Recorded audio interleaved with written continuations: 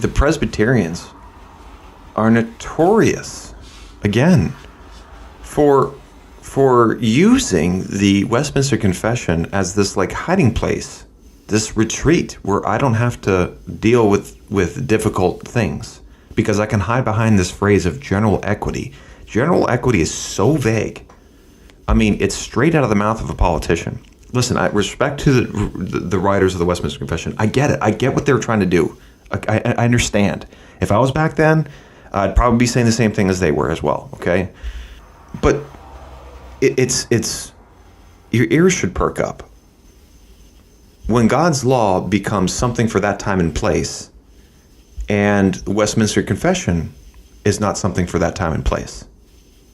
The Westminster Confession is something for everywhere and everyone, and the law of God isn't.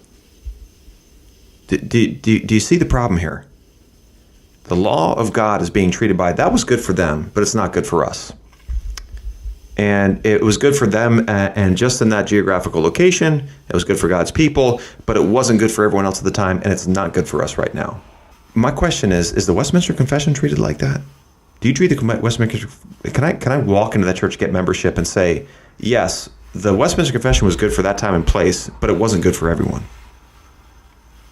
Now we're treating the Westminster Confession like, forever, O Lord, the Westminster Confession is firmly fixed in the heavens. We're using it like it's for all people, all times, and all places, but the law of God isn't. And why? Well, because the Westminster Confession says so, right? It was for that time that expired with them. Okay, my question is, does the Westminster Confession expire? Does it expire with them in that place?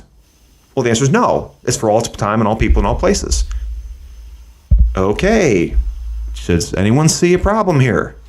Should our ears be perking up just a tiny bit when we have a document saying, well, it's just good for them, but it wasn't good for everyone, and you don't really need to follow it anymore? But this one is good for everyone and at all times and all places. This document right here. It's not from God. That's the first problem I have, that, the Westminster Confession puts God's law as a principle, and it takes its own principles and establishes them as law. They didn't mean to do that. They didn't do that on purpose. Again, there's no Snidely whiplash, mustache curling, we're gonna abrogate the law of God.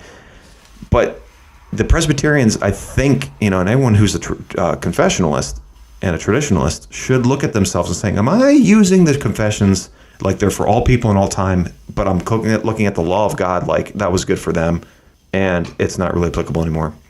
We should really step back and take a look at what we're doing if we're using it like that. That's the first thing I wanted to say.